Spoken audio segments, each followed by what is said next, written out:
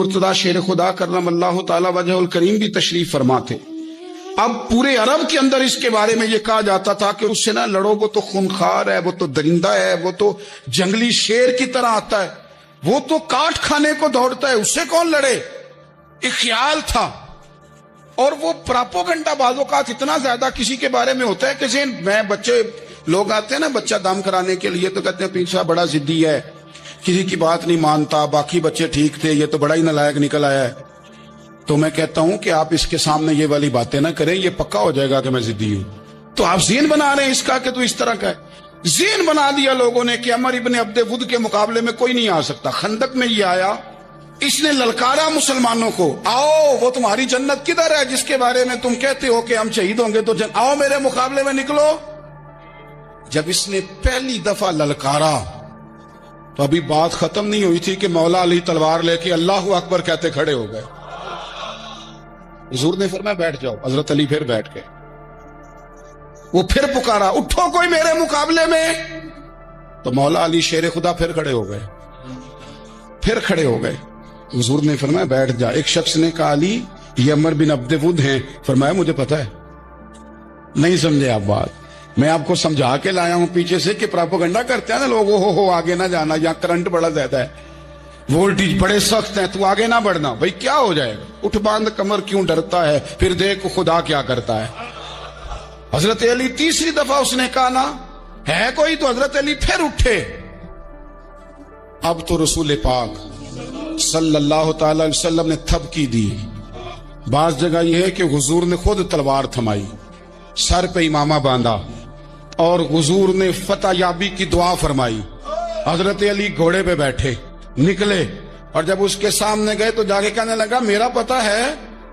हजरत अली फरमाने लगे तू अपना छोड़, मेरा पता है तुझे, मुझे तो जानता है।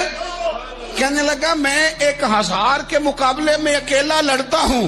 हजरत अली शेर खुदा फरमाने लगे पता नहीं तू किन से लड़ता रहा है, जाने वो कौन है जिनसे तू लड़ता रहा, वो कौन 1000 थे जो तेरे मुकाबले में आते थे, पता नहीं। तो कहने लगा मेरा नाम मेरी माँ ने अमर बिन अब्दे वुद रखा है। फरमाया छोड़ तू, मेरी माँ ने मेरा नाम हैदर रखा है।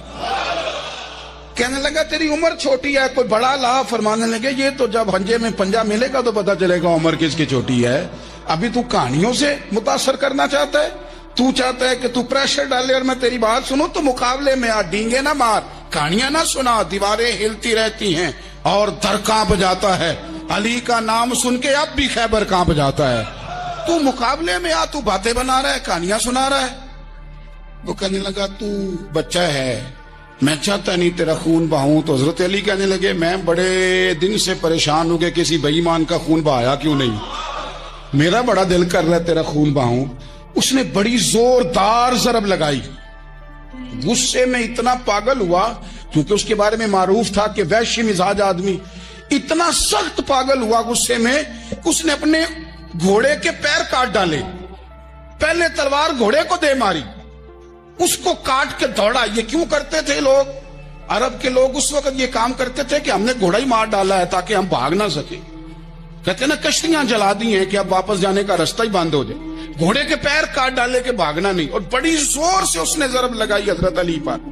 हजरत अली ने जब रोकी तो वो ढाल टूट गई हजरत मौला अली, और आपके इमामे को उसकी तलवार भी लगी। आपने फरमाया दिखा लिया तूने जोर, अब मेरी बारी है। हजरत मौला अली शेर खुदा का कद बज़ाहिर छोटा था। सहाबा कहते हम दूर से देख रहे थे, अल्लाहु अकबर कह के थोड़ा सा जमीन से वो उठे, थोड़ा सा उठे और फिर दोबारा नहीं उन्हें तलवार चलानी पड़ी। एक ही ज़रब लगाई और उसके 2 टुकड़े करके उसे जमीन पे फेंक दिया। तो अजीज दोस्त, आप याद रखेंगे इस बात को कि अपनी जिंदगी के अंदर मरूब होना छोड़ दें। रोब में आओ। तातारियों ने मुसलमानों को मरूब कर लिया था, रोब डाल लिया था कि हम बहुत बड़े लोग हैं। यही आज हमारे साथ बहुत सारे लोग करते हैं, दिलों में रोब आ जाता है, अमीर रिश्तेदार का, फलाने का, फलाने का, फिर वो जो मर्जी करता है। तातारियों की एक बीबी, वो क्या करती, वो 9-10 मुसलमान नौजवानों को सड़क पे खड़ा कर जाती, कहती इधर खड़े होना, मेरे आने तक हिलना ना। जवान है लेकिन रोब है ना कि ये बड़े वैशी हैं। वो अकेली बीबी अंदर जाती, तलवार ले आती, और वो खड़े हैं, वो भागे भी नहीं, इतना डर गए, टांगे कांप रही। بھاگنے کی بھی جرت نہیں کر رہے. تسلی سے گئی ہے, تلوار لے کے آئی ہے اور اس نے 9 جوان مسلمانوں کے گلے کاٹ دیے. اس روب سے نکلے باہر. نوجوانوں سے کہتا ہوں نکلو. اور جن لوگوں نے دنیا میں انقلاب برپا کیا وہ غریب گھروں کے تھے, وہ لوگ تھے کہ جو بظاہر کسی بڑے قبیلے سے نہیں تھے. ہم محنت کریں, تعلیم حاصل کریں, جدوجہد کریں, مشقت کریں, اپنی زندگی میں کچھ مقاصد کے حصول کے لیے آگے بڑھیں. اور اگر آپ کہیں کہ دائیں بائیں میرے فلاں آدمی مجھے یہ مشورہ دے رہا ہے, تو کچھ لوگ دنیا میں باتیں کرنے آئے ہیں, انہوں نے باتیں کرنی ہیں اور بڑا فائدہ ہوتا ہے. ان کو باتیں کر لینے دیں, ان کو کرتے رہنے دیں. کام کرنے والا بندہ کام کرتا ہے اور کرتا ہی چلا جاتا ہے, وہ منزل تک پہنچ جاتا ہے. تو حضرت علی کے مزاج میں دلیری ہے, ہمت ہے, ایک بات. اور دوسری بات دانائی, حکمت. یہ جو ہمارے فیصلے نا جذباتی, اور جناب آج فلانے نے یہ کہہ دیا تو میرا پروگرام یہ بن گیا, تو پھر کل کسی نے اور کچھ کہہ دیا تو میرا پلان اور بن گیا. میں سب سے زیادہ ان لوگوں کے حق میں پریشان ہوتا ہوں جو سویرے کچھ اور کہتے ہیں, دوپہر کو کچھ اور کہتے ہیں, شام کو کچھ اور کہتے ہیں. بھئی آپ کا کوئی نظریہ ہونا چاہیے, کوئی ویژن ہونا چاہیے زندگی میں, آپ کے اندر کوئی حکمت اور دانائی ہونی چاہیے. اس کے لیے کیا کرنے کی ضرورت ہوتی ہے؟ اس کے لیے ضرورت ہوتی ہے کہ آپ کا ذہن ایک طرف ہو. میرے اسلاف فرمایا کرتے تھے زندگی میں ایک کام کر لو پر صحیح کر کے کر لو. ہم نے تو سارے کام کرنے ہیں. آج کل ہر بندہ صحافی ہے, ہر بندہ تجزیہ نگار ہے, ہر بندہ سیاستدان ہے, ہر بندہ ہی مفتی ہے, ہر بندہ ہی جناب واعظ ہے, ہر بندے کے پاس ہی کچھ مسئلے. اس کا نقصان یہ ہے کہ کسی کے پاس بھی کچھ نہیں. وہ کسی درویش نے کہا تھا کہ جب سب لیڈر ہوں تو سمجھو کوئی لیڈر نہیں, کیونکہ سارے جو لیڈر ہو گئے. میرے عزیز, ایک طرف ذہن کو رکھیں اور اپنے اس کام میں کمال پیدا کریں. حضرت مولا علی شیر خدا کو اللہ نے حکمت دی تھی. نبی پاک صلی اللہ تعالی وسلم کے صحابی حضرت عبداللہ ابن مسعود رضی اللہ تعالیٰ عنہ فرماتے ہیں, امام ابو نعیم نے لکھا ہے کہ حضرت عبداللہ ابن مسعود فرماتے ہیں نبی پاک صلی اللہ علیہ وسلم نے فرمایا اگر حکمت کے 10 حصے کیے جائیں نا, دانائی کے 10 حصے کیے جائیں, تو اس میں سے 9 حصے اللہ تعالیٰ نے حضرت علی کو عطا فرمائے, اور ایک حصہ باقی لوگوں کو ملا. دانا تھے, معاملہ فہم. کچھ بندے بڑے منافق قسم کے تھے, تو حضرت علی اذان ہو گئی تو وہ حضرت مولا علی شیر خدا کے پاس آگے. اذان ہو گئی, حضرت علی نے جماعت کرانی. ان کا خیال تھا کہ آج ہم نے جماعت لیٹ کرانی ہے کسی طریقے سے. ہم چونکہ زیادہ باتیں, میں دوستوں سے کہتا ہوں بہت زیادہ خبریں نہ دیکھا کرو, بہت زیادہ بھی چیزیں نہ سنا کرو. آپ تو میرے بھائی موبائل کے اندر چلے جائیں گے, پھر باہر کی دنیا تو اور ہے. تو تھوڑا باہر بھی نکلیں تصویروں سے, تھوڑا باہر بھی آئیں, دیگر معاملات بھی دیکھیں. ہمیں بڑے بڑے اچھے لوگ زندگی میں مل جائیں گے, لیکن ہم ان کے قریب نہیں جاتے. ہم دیکھتے نہیں کہ اصل بات کیا ہے, سنی سنائی چیزوں پر زیادہ گمان کرتے ہیں. اب حضرت علی چونکہ بڑے دانا تھے, مسلح پہ بڑھ رہے ہیں, جماعت کھڑی کرنی ہے, اللہ اکبر کہہ رہے ہیں. بندوں کا خیال تھا نماز لیٹ کرانی ہے. نے فٹافٹ حضرت علی سے کہا کہ حضور ذرا وہ جانور تو بتائیے گا کتنے ہیں جو انڈے دیتے ہیں, اور ذرا وہ بھی بتائیے گا جو بچے دیتے ہیں. یہ اب کتنے کو بندہ جانور گنے, آہستہ آہستہ بندہ شمار کرے. ہو بکری جو ہے وہ بچہ دیتی ہے, مرغی انڈا دیتی ہے, اور گائے جو ہے وہ بچہ دیتی ہے, اور بطخ جو ہے وہ انڈا دیتی ہے. بندہ تو یہ گننے لگ جائے. تو حضرت علی شیر خدا یہاں ہاتھ ہیں, فرمانے لگے گھر جا کے گن لینا. موٹی سی بات بتاتا ہوں, جن جانوروں کے کان باہر ہوتے ہیں وہ بچے دیتے ہیں, جن کے اندر ہوتے ہیں وہ انڈے دیتے ہیں. اللہ اکبر. نماز کی نیت باندھ دی تم گننا گھر جا کے. موٹی سی بات بتا دیتا ہوں. وہ صاحب کہتے ہیں میں حضرت علی رضی اللہ تعالیٰ عنہ کو الجھانے آیا تھا, میں خود بڑا الجھ گیا. یہ کیا ماجرا ہے, کیا معمہ ہے کہ 2 فکروں میں انہوں نے بات کو سمیٹا اور کمال کر دی. کہنے لگے گھر جا کے گننا, یہاں ٹائم نہیں, نماز کا وقت ہے. بس جن کے کان اندر ہے نا وہ انڈے دیتے ہیں, اور جن کے باہر ہیں وہ جا کے حساب کرنا. آپ ڈھونڈ لیں, تلاش کر لیں, چلے جائیں ماہرین کے پاس, پر شیر خدا شیر ہی ہے. حضرت مولا علی کے جملوں میں کمال ہے. ان کی دانائی, ان کا تدبر, ان کی حکمت, ان کا فہم, ان کی فراست, ان کا کمال. ایک شخص بڑی دور سے آیا, اس نے کہا حضور مجھے نہ لمبی باتیں یاد نہیں رہتی, 2 باتیں بس بتا دیں میں عمل کروں تو زندگی بن جائے, 2 باتیں. تو حضرت علی فرمانے لگے لمبی امیدیں نہ لگانا, لمبی امیدیں نہ لگانا, موت کا پتہ نہیں کب آ جائے. منصوبہ بندی ضرور کرنا آنے والی نسلوں کے لیے، اپنی اپنی ذات کے لیے لمبی امیدیں نہ باندھنا، یہ بھی کر لوں گا یہ بھی کر لوں گا۔ ہم ریٹائر نہیں ہوتے زندگی بھر، پلان پہ پلان، پلان پہ پلان۔ تو اگر ہم پلان کر رہے ہوتے ہیں تو جو ہمارے نیچے ہوتے ہیں وہ ہمیں ریٹائر کرنے کا پلان کر رہے ہوتے ہیں۔ اولادیں تک والدین کو کمزور کرنے کے در پہ ہوتی ہیں کہ اب یہ ہٹے تو ہماری باری آئے۔ حضرت علی فرمانے لگے دو کام، ایک تو لمبی امید نہ باندھنا، اور دوسرا فرمایا اپنے نفس کی خواہش کی پیروی سے بچنا۔ دنیا میں رسوا وہ لوگ ہو جاتے ہیں جو اپنے نفس کی خواہش کی پیروی کرتے ہیں، وہ بزدل ہو جاتے ہیں جو خواہشات نفسانی کے پیچھے بھاگتے ہیں۔ یہ کام نہ کرنا۔ امام راضی کہتے ہیں کہ سیدہ فاطمہ الزہرا رضی اللہ تعالی عنہا کے دونوں شہزادے حسنین کریمین بیمار ہو گئے تو سیدہ نے منت مانگی کہ بچوں کو شفا ہوگی تو 3 روزے رکھوں گی۔ شفا ہو گئی، روزے بھی رکھ لیے۔ اور جب مولا علی شیر خدا روزہ رکھنے کے لیے بیدار ہوئے، سیدہ فاطمہ الزہرا بیدار ہوئی تو امام حسن اور حسین بھی اٹھ گئے۔ 7-8 سال کی عمر، اماں جی ہم نے بھی رکھنا ہے۔ صبح کھجور اور دودھ سے روزہ رکھ لیا گیا۔ این افطاری کے وقت مولا علی کہتے ہیں فاقے چل رہے تھے، کہیں سے میں جوں لایا تھوڑے سے، سیدہ فاطمہ الزہرا نے پیس کر روٹیاں پکائیں۔ وہ وقت جو بڑا مشکل ہوتا ہے افطار کا، کہتے ہیں اس وقت جب کھانے کے لیے بالکل ہاتھ آگے بڑھنے لگے اور امید تھی کہ ابھی سیدنا بلال اللہ اکبر کہیں گے تو روزہ کھلے گا، لیکن ابھی چند ہی منٹ رہتے تھے کہ دروازے پر ایک فقیر نے صدا دی۔ کہنے لگا سارے مدینے کے دروازے کھٹکھٹا آیا ہوں، قحط ہے، فاقہ ہے، اے رسول اللہ کے خاندان والو، میں یتیم ہوں۔ کسی نے بتایا ہے کہ اور کوئی دروازہ کھلے نہ کھلے، سیدہ کا دروازہ تیرے لیے ضرور کھلے گا، کیا یتیم کو روٹی ملے گی؟ تو حضرت مولا علی نے بچوں کی طرف دیکھا ہی تھا کہ امام حسن ساری روٹیاں جا کے دروازے پہ دے آئے۔ کھجور اور پانی سے افطار ہو گیا۔ صبح پھر کھجور اور دودھ سے روزہ رکھا۔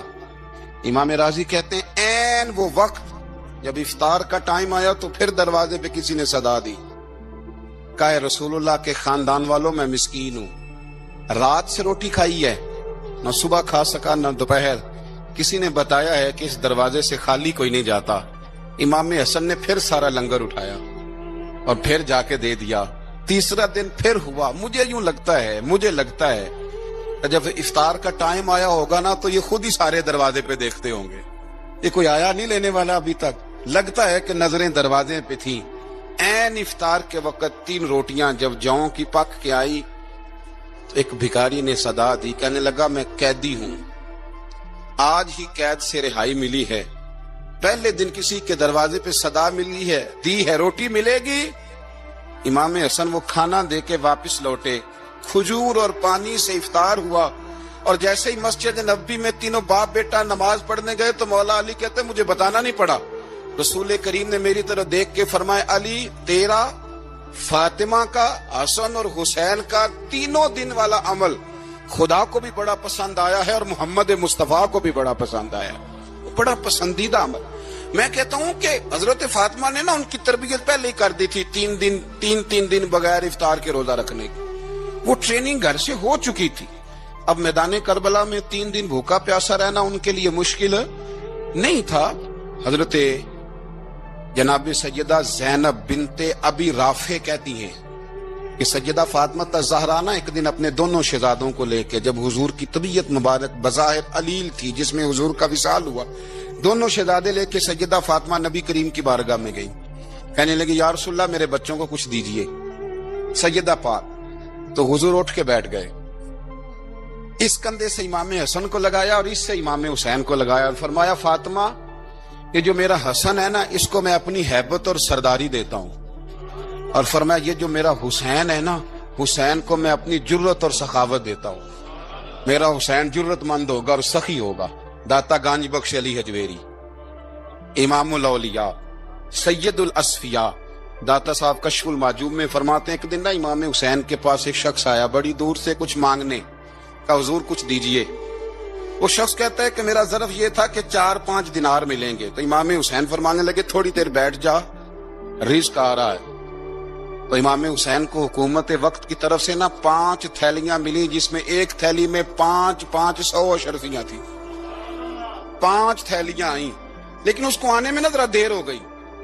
وہ 5 تھیلیاں جب آئی نا تو امام حسین اس کی طرف 5 تھیلیاں بڑھا کے نا، ذرا دیکھنا میری طرف غور سے، 5 تھیلیاں بڑھا کے نا تو فرمانے لگے میاں جتنا تجھے انتظار کرایا نا اتنی ہم تیری حاجت پوری نہیں کر سکے. تو یہ نہ محسوس کرنا کہ حسین کے دروازے پہ بیٹھا بھی رہا ہوں تو ملا کیا ہے. یہ نہ محسوس کرنا. وہ شخص کہتا ہے جب میں نے وہ تھیلیاں کھولی اور پھر میری نظر امام حسین پہ پڑی تو میرے اندر سے آواز آئی، اگر حسین ابن علی اتنے سخی ہیں تو محمد عربی کتنے سخی ہوں. اگر یہ معیار ان کا ہے، ان کا یہ معیار ہے، اور خود بھیک دیں خود ہی کہیں منگتے کا بھلا ہو. خود کہنے لگے جتنا انتظار کرایا ہے اتنی تیری مدد کر سکے. یہ سخاوت کا معیار تھا، یہ طریقہ تھا. ایک دفعہ سیدنا امام حسین رضی اللہ تعالیٰ عنہ کے گھر کے اندر نا 5000 دینار آئے. مسجد میں تھے، آپ کو 5000 دینار ملے تو امام زین العابدین کہتے ہیں کہ مسجد سے لے کر گھر آنے تک امام حسین نے 5000 اللہ کے رستے میں خیرات کر دی. فرماتے میں نے کہا ابا جی 5 دینار کی گھر میں ضرورت تھی، مالاں والے سخی نہیں ہوندے تے سخیاں کل مال نہیں ہوندا، ایتھے اوتھے دوویں جہانی سخی کنگال نہیں ہوندا. کہا ابا جی 5 دینار کی گھر میں ضرورت تھی. تو کہتے ہیں مجھے فرمانے لگے بیٹا یہ جن کو میں نے دیا ہے نا یہ گھر کے لیے ہی دیا ہے، یہ گھر کے لیے ہی دیا ہے. جن کو دیا ہے تمہارا کیا خیال ہے یہ باہر خرچ ہوا ہے؟ یہ گھر کے لیے ہی ہے. اس لیے کہ جب انسان دوسروں پر شفقت کرتا ہے تو اللہ اس کے گھر پہ رحمت فرماتا ہے. امام حسین کے مزاج میں پہلی بات میں نے ذوق عبادت کی عرض کی. دوسری بات عرض کر رہا ہوں کہ صحابہ حضرت اسامہ بن زید بڑے پیارے ہیں میرے نبی کریم کے، بڑے پیارے. حضرت اسامہ بن زید کے بارے میں سیدہ عائشہ صدیقہ فرماتی ہیں ان کے ناک سے اگر ریٹھ نکلتی تھی تو اللہ کے رسول اپنے دستے مبارک سے صاف کر دیتے تھے.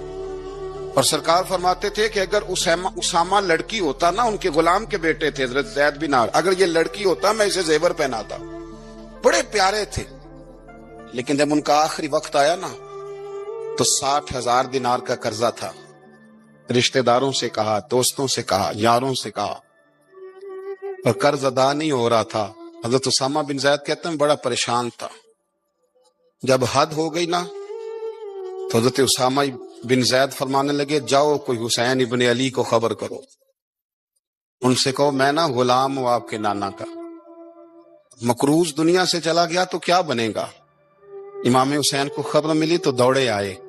لاجپال اس پیر کو نہیں کہتے جو تگڑا نذرانہ لے کے تو ماتھا چوم لے، لاجپال تو اس کو کہتے ہیں کہ جب ضرورت پڑے تو وہ سر پہ موجود ہو. حضرت سیدنا امام حسین تشریف لائے تو جناب اسامہ بن زید رو پڑے، کہنے لگے حضور میں نے نا غلامی کی ہے آپ کے نانا کی، اور اس غلامی پہ ناز ہے. اب 60,000 دینار کا قرضہ لے کے دنیا سے جاؤں گا تو میری قبر پہ بوجھ رہے گا. امام حسین خادم کو بھی کہہ سکتے تھے جاؤ گھر پیسے پڑے ہیں لے آؤ. امام حسین خود گئے، چادر اوڑھ کے تو اس کی اوٹ میں بکل میں 60,000 دینار چھپا کے لائے اور جناب اسامہ بن زید کے سامنے رکھ کے کہنے لگے اسامہ یار پیسے رات کو ہی آئے تھے، میں سوچ رہا تھا مجھے تو ضرورت نہیں، اللہ نے کس کا نصیب میرے گھر میں بھیج دیا ہے، مجھے تو حاجت ہی نہیں تھی، اب پتہ چلا پیسے تیرے تھے. اللہ نے حسین کی ڈیوٹی لگائی ہے کہ جا کے دے آ. حضرت اسامہ بن زید رو پڑے، فرمانے لگے اللہ آپ کو بہترین صلہ عطا فرمائے. امام بڑا ہی پیار کرتے تھے. گھوڑے پہ جا رہے تھے، کچھ فقیر غریب لوگ بیٹھ کے روٹی کھا رہے تھے. کہاں رہے تھے؟ سڑک کے کنارے. تو امام زین العابدین فرماتے ہیں کہ جب امام حسین گزرے تو انہوں نے آواز دی حضور دل کرتا ہے ہمارے ساتھ بیٹھ کے روٹی کھائیں. کائنات کے مالک و مختار کے نواسے اور دنیا کے سب سے بڑے شہزادے گھوڑے سے اترے اور غریبوں کے ساتھ سڑک پہ بیٹھ گئے، روٹی کھانے لگے اور دیر تک کھاتے رہے. اور جب فارغ ہو گئے تو فرمانے لگے کھانے کی ضرورت بھی نہیں تھی، حاجت بھی نہیں تھی، پر تم نے آواز دی تو دل رکھنے کو بیٹھ گیا تھا، اگر اجازت دے تو چلا جاؤں. یہ مزاج تھا، یہ طبیعت تھی. آپ کے ایک بھائی ہیں چھوٹے، حضرت محمد بن حنفیہ نام ہے، حضرت مولا علی شیر خدا رضی اللہ تعالیٰ عنہ کی دوسری بیوی سے.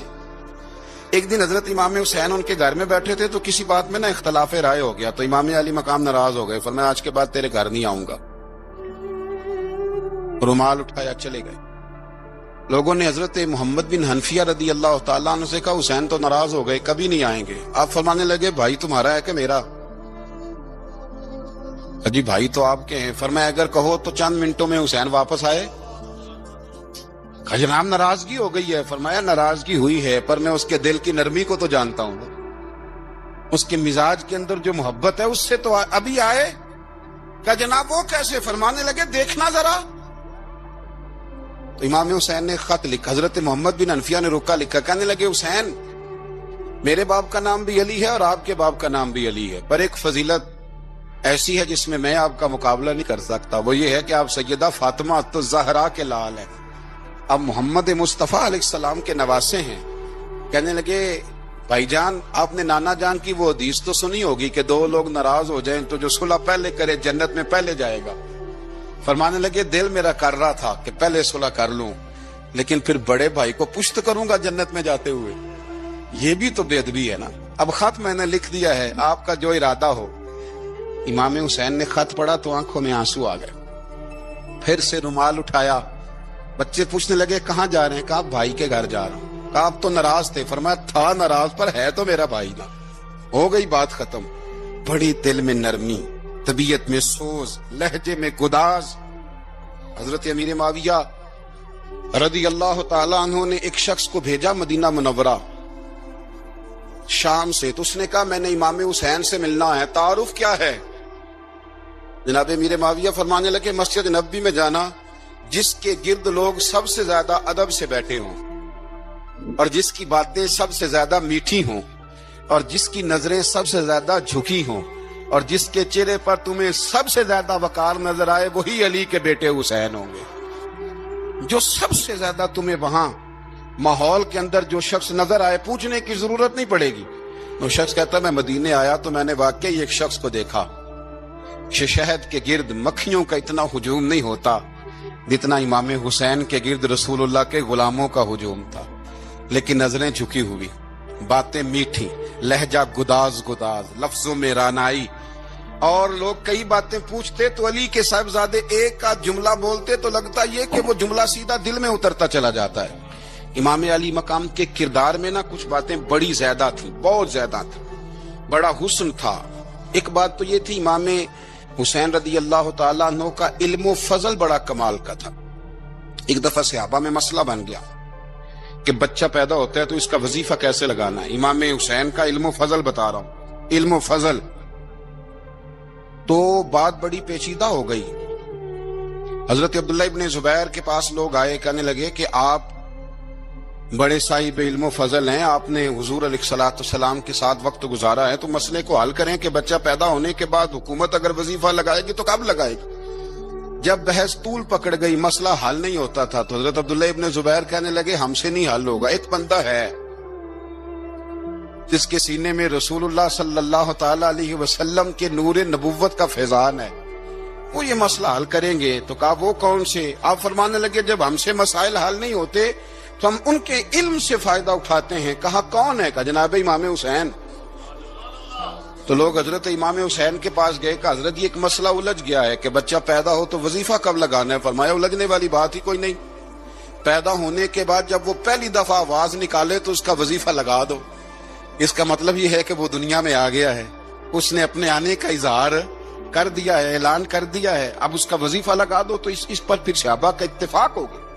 امام حسین کے علم سے، فضل سے لوگ فیض اٹھاتے تھے۔ حضرت سیدنا امام حسین کی شہادت کے بعد حضرت عبداللہ ابن زبیر رضی اللہ تعالیٰ عنہ نے قاتلان حسین سے خطاب کیا اور فرمانے لگے اللہ کی قسم تم نے اس شخص کو شہید کیا ہے جو راتوں کو لمبے لمبے قیام کرتا تھا، اور تم نے اس شخص کو شہید کیا ہے جس سے میں دن میں جب بھی ملتا تھا تو وہ روزے سے ہوتا تھا۔ تم نے اس شخص کو شہید کیا جو قائم اللیل تھا، صائم الدہر تھا، اس شخص کو تم نے شہید کیا۔ آپ کو پتہ ہے کہ میدان کربلا میں